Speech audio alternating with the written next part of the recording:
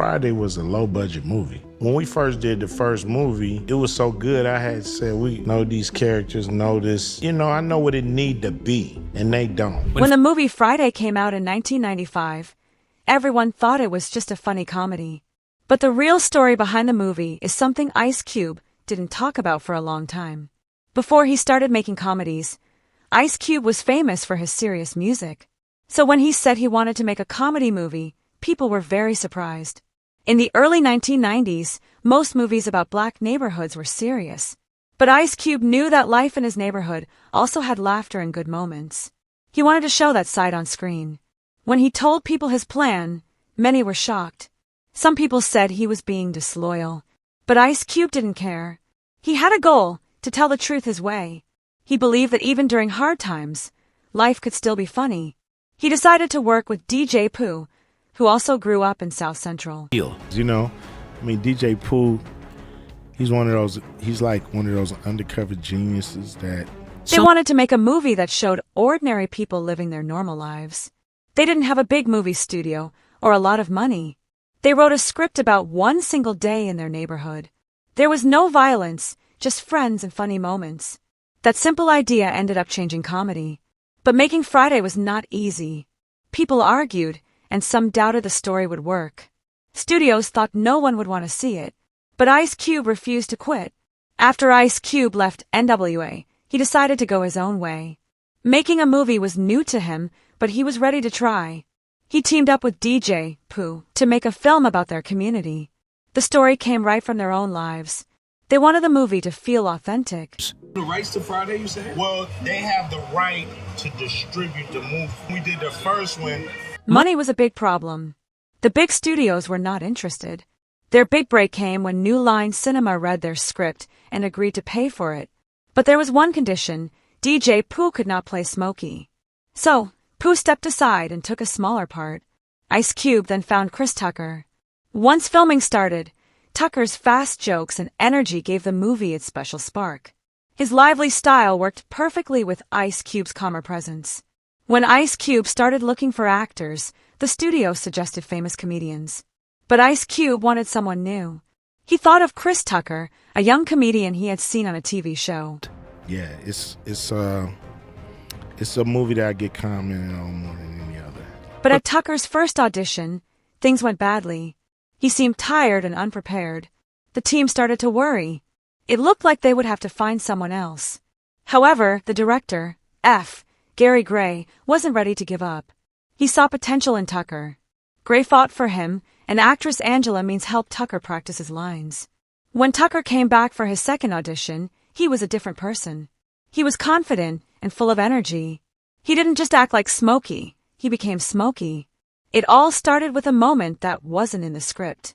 Angela Means decided to walk right between Ice Cube and Chris Tucker on the porch. That small change made the scene iconic. Tucker's surprised reaction was real. The film had a very small budget, and the team had only 20 days to shoot. Every minute was important. Ice Cube was serious about his job as producer and stayed sober the whole time to keep focus. Of course, it's like, he kind of created Fridays, and I was in the first one. The real success of Friday came from how well the actors worked together. Their connection on screen made the story feel genuine. The movie's success seemed like the start of something huge. But while the film looked smooth from the outside, trouble was starting behind the scenes. People began to disagree about creative choices for the next movies. These arguments started to pull the team apart. When Next Friday came out in 2000, fans were shocked that Chris Tucker wasn't in it. Ice Cube later explained there were two main reasons. First, Tucker had turned down a huge amount of money. The second reason was more personal. Tucker had become very religious, and playing Smokey didn't fit his beliefs anymore. Studio, I think, want to do it, they didn't want to do it, and then Cube is spearheading that. But there was another reason for his decision. Around the same time, Tucker was offered a role in Rush Hour, a big Hollywood action comedy that would make him a worldwide star. The money for that movie was massive, $20 million per film, something the Friday sequels could never match. John Witherspoon once joked that if he had been offered that kind of money, he would have made the same choice in a second. Still, Tucker's absence left a hole that fans noticed. Smokey's energy was a huge part of what made the first Friday so special. His chemistry with Ice Cube gave the film its spark. Without him, Next Friday felt different. It was still funny, but it was missing that unpredictable energy. Even years later, people kept asking if Tucker would ever come back to the series. But he stayed firm. He said he loved Friday and was proud of it, but he didn't want to go backward. He wanted to keep growing as an actor and as a person. For Chris Tucker, leaving wasn't a loss. It was a step toward a different kind of success. And while fans still miss Smokey, the legacy of the first Friday lives on, showing how one big decision can change everything. But behind the laughter and success, some people wondered if there was more to the story. Was it really just about religion and money? Or were there other problems that pushed him away from the team? Most fans thought Chris Tucker left the Friday series because of money or his faith. But there was a deeper issue. Faison Love, who played Big Worm and kept in touch with both Tucker and Ice Cube, hinted that there had been tension between them long before Next Friday was made. The problem was about credit. Who really made Friday such a big hit? At the start of Next Friday, there is even a line that seems to make fun of people who claim they wrote the first movie. Fans didn't pay much attention to it at first, but people involved in the project knew it was aimed at someone specific.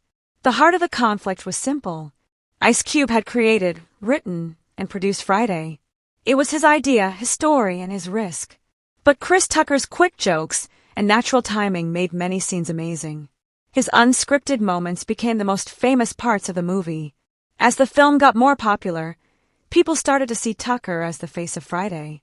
Fans loved Smokey so much that many thought his performance was what made the movie work. This started to make people forget about Ice Cube's hard work behind the scenes. Yo, what's up? This is Ice Cube, and you know what I'm doing. I'm doing the Google Audio Complete interview. To Cube, it felt like his effort was being ignored. On the other hand, Tucker's supporters believed his comedy gave the movie its identity. Both men had good reasons to be proud, but their pride slowly created distance between them. What started as a partnership became a quiet competition over who deserved more recognition. The argument didn't become public, but it was clear their friendship wasn't the same. The bond they shared while making the first movie had faded. In the end, Tucker moved on to new movies, and Cube continued the Friday series without him. Fans still debate who was more important to the film's success. What do you think? Was Chris Tucker's performance the real magic behind Friday, or was the movie's success more about Ice Cube's vision and writing? How do you see Ice Cube's reaction? Was he right to defend his credit, or did he take it too personally? Share your thoughts in the comments. Remember to like, share, and subscribe for more. Also, click the next video on your screen. You'll like it.